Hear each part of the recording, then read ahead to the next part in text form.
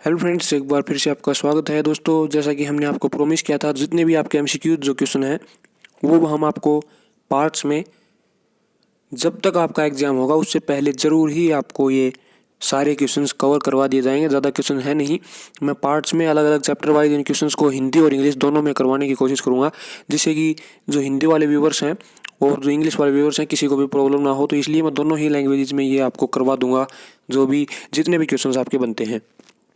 तो इस जो वीडियो है इसमें हम आपके जो सेकंड चैप्टर है, क्योंकि जो एमसीक्यू क्वेश्चन है फर्स्ट चैप्टर में कोई भी एमसीक्यू क्वेश्चन है नहीं, वो चैप्टर भी इतना मेन नहीं है।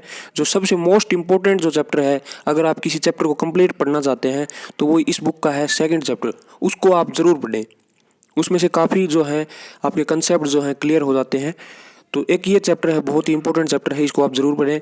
इसके जो एमसीक्यूज़ हैं वो हम आपको इस वीडियो में करवा देंगे।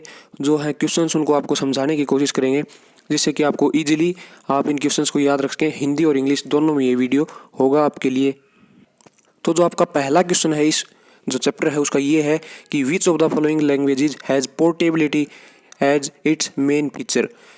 जो आपको चार ऑप्शंस जो दिए गए हैं उनका पोर्टेबिलिटी मतलब कि एक जो चीज़ है उसको दूसरी किसी भाषा में कन्वर्ट कर सकते हैं, जिसको हम पोर्टेबिलिटी कौन सी जो लैंग्वेज थी उसका मेन फीचर था। तो पहली बात तो आपको ये पता होना चाहिए, जो ये चार ऑप्शंस आपको दिए गए हैं इनमें से फर्स्ट जो जनरेशन की लैंग्वेज थी वो थी कौन सी। तो जो फर्स्ट जनरेशन की जो लैंग्वेज थी वो थी आपकी मशीन लैंग्वेज, जो केवल बाइनरी डिजिट्स हैं केवल उन्हीं को समझती थी, जैसे 0 और 1। मतलब कि कुछ भी चीज़ अगर हमें इनपुट करनी थी तो केवल इसी फॉर्म के अंदर वो मशीन फॉर्म जो लैंग्वेज थी इसी के अंदर जो है उसको एक्सेप्ट करती थी। ये तो थी आपकी फर्स्ट लेवल जो फर्स्ट जनरेशन की जो लैंग्वेज थी, मशीन लैंग्वेज जिसको हम बोलते हैं। तो वैसे भी आपसे अगर ये क्वेश्चन पूछा जाता है फर्स्ट लेवल लैंग्वेज कौन सी है, तो आपकी है मशीन लेवल, जो मशीन लैंग्वेज है वो आपकी फर्स्ट जनरेशन की लैंग्वेज है। इसके बाद आती है आपकी असेंबली लैंग्वेज। असेंबली लैंग्वेज है जो आपको फर्स्ट ऑप्शन में दिख रही है, वो आपकी सेकंड जनरेशन की लैंग्वेज है, द्वितीय पीढ़ी की आपकी लैंग्वेज है। इसके बाद आती है आपकी थर्ड जनरेशन जो लैंग्वेज है, HLL हाई लेवल लैंग्वेज, ये थर्ड जनरेशन की लैंग्वेज है। और उसके बाद आती है आपकी ये 4GL जो है फोर्थ जनरेशन लैंग्वेज। तो अब जो आपका क्वेश्चन है वो मैं एक बार आपको हिंदी में भी दिखा देता हूँ।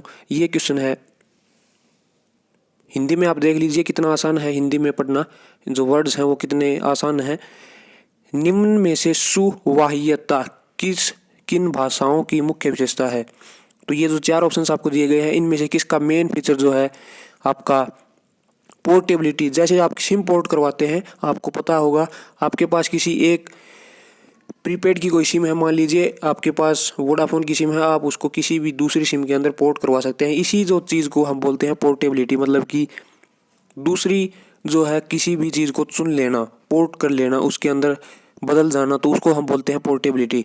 तो ये जो फीचर था जो आपकी हाई लेवल जो लैंग्वेज थी उसका मेन फीचर है। जो आपकी HLL है जो हाई लेवल लैंग्वेज, जो इसका जो है मेन फीचर ये है। जो इंग्लिश मीडियम वाले हैं वो भी अपना जो है ऑप्शंस आपको सेम है वही। हाई लेवल लैंग्वेज जो बी ऑप्शन है वो आपका इस जो क्वेश्चन है उसमें आपका राइट आंसर होगा, जो हाई लेवल लैंग्वेजेज है।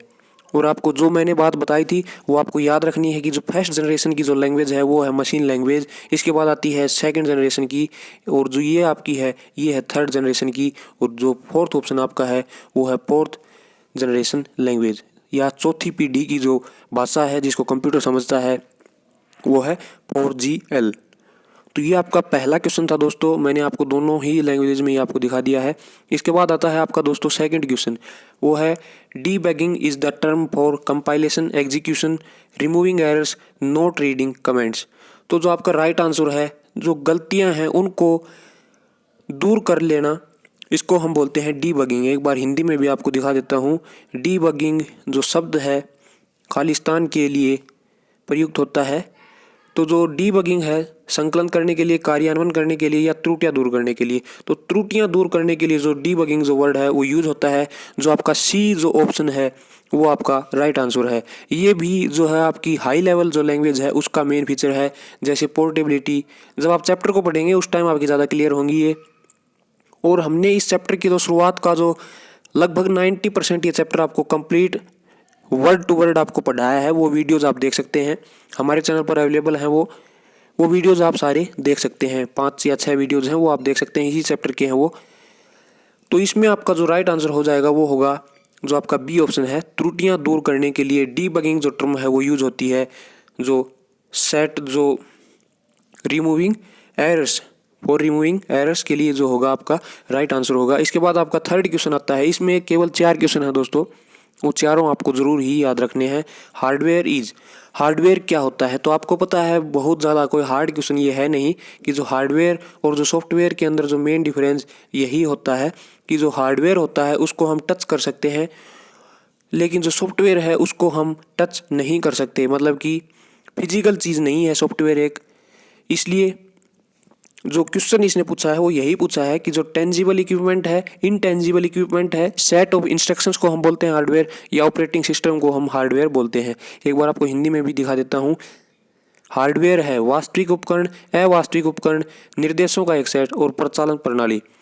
जो हार्डवेयर के लिए आपका जो राइट आंसर होगा, आपको सभी को पता है कि टेंजिबल जो इक्विपमेंट्स होते हैं, जैसे आपका जो मॉनिटर है, सीपीयू है, कीबोर्ड है, माउस है, जिनको हम छू सकते हैं उनको हम हार्डवेयर बोलते हैं, हार्डवेयर में वो आते हैं। तो आपका जो पहला ऑप्शन है वो आपका बिल्कुल राइट आंसर है कि जो टेंजिबल जो इक्विपमेंट्स हैं उनको हम बोलते हैं हार्डवेयर्स। इसके बाद आपका फोर्थ क्वेश्चन है जो इस चैप्टर का लास्ट जो क्वेश्चन है कि जो असेंबलर है, असेंबलर का मेन जो कार्य क्या है? तो मैं आपको बता दूं, असेंबलर का काम आता है जो सेकंड लेवल की जो लैंग्वेज आई थी, सेकंड जनरेशन की जो लैंग्वेज थी, असेंबली लैंग्वेज जिसको हम बोल रहे थे। कंप्यूटर केवल जो मैचिंग लैंग्वेज है जो केवल उसको ही समझ पाता है। जैसे मान लीजिए मशीन लैंग्वेज को वो समझ पा रहा है, 0 और 1 को ही वो समझ पा रहा है। तो जो असेंबली लैंग्वेज है उसके अंदर 0 और 1 से जो कोडिंग नहीं होती है। मान लीजिए जो आप चैप्टर पढ़ते हैं उसके अंदर आप देखते हैं जो आपकी फर्स्ट जो जनरेशन की जो लैंग्वेज थी, मशीन लैंग्वेज जिसको हम बात कर रहे थे 0 और 1 की, जिसको बाइनरी डिजिट्स हम बोलते हैं। कुछ भी अगर हमें चीज़ इनपुट करनी है तो पहले वो इसको 0 और 1 की फॉर्म में कन्वर्ट करता है, फिर उसको प्रोसेस करता है और फिर आपको आउटपुट देता है। लेकिन जो असेंबली लैंग्वेज है उसके अंदर जो है किसी भी टर्म को समझने के लिए जो शॉर्ट फॉर्म्स जो है यूज़ की जाती थी, असेंबली लैंग्वेज थी जो सेकंड जनरेशन की लैंग्वेज थी। तो इसमें प्रॉब्लम क्या थी कि मशीन लैंग्वेज को ही केवल जो है कंप्यूटर समझ पा रहा था। इसलिए कोई ऐसी चीज़ हमें चाहिए जो असेंबली लैंग्वेज को मशीन लैंग्वेज के अंदर कन्वर्ट कर दे। तो ऐसा काम कौन करता है? ऐसा काम करता है दोस्तों जो आपका असेंबलर है, उसका यही फंक्शन है कि जो असेंबली लैंग्वेज है उसको ये मशीन लेवल के मशीन जो लैंग्वेज है उसके अंदर कन्वर्ट कर देता है। तो आपका जो ए ऑप्शन है वो आपका राइट आंसर होगा। इसी तरह ये जो चैप्टर है दोस्तों आपको मैं बता देता हूँ, बहुत ही इंपॉर्टेंट चैप्टर है।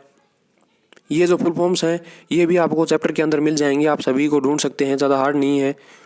रोम है, रैम है, यूएसबी, एससीआई, ओएमआर, सारी ही फुल फॉर्म्स जो है इंपॉर्टेंट है। इसके अलावा इस चैप्टर के अंदर आपको सारी जो चीज़ें हैं वो आपको देखने को मिलती हैं।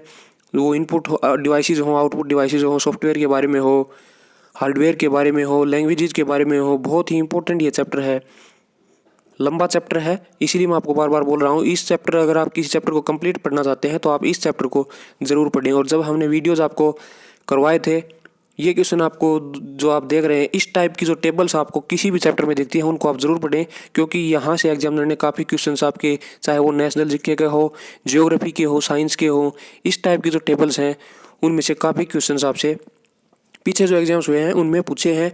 ये क्वेश्चन भी आपको 11 तारीख को जो है मॉर्निंग शिफ्ट का जो एग्ज़ाम हुआ था उसमें आपसे पूछा था कि जो सीमोस है उसकी फुल फॉर्म क्या होती है। तो दोस्तों ये जो कुछ जो चीज़ें हैं, अगर आप कंप्लीट चैप्टर को नहीं पढ़ सकते तो इस टाइप की जो टेबल्स वगैरह हैं उनको आप, जो हाईलाइटेड जो चीज़ें हैं उनको आप ज़रूर पढ़ें।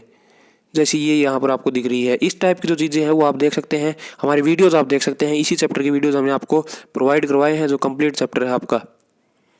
तो दोस्तों जो बाकी के जो एमसीक्यूज़ हैं, बिल्कुल कोई आपको परेशान होने की ज़रूरत नहीं है। मैं आपको फिर से बोल रहा हूँ, आपको एग्ज़ाम होने से पहले ज़रूर ही वो सारे क्वेश्चंस आपको कवर करवा दिए जाएंगे।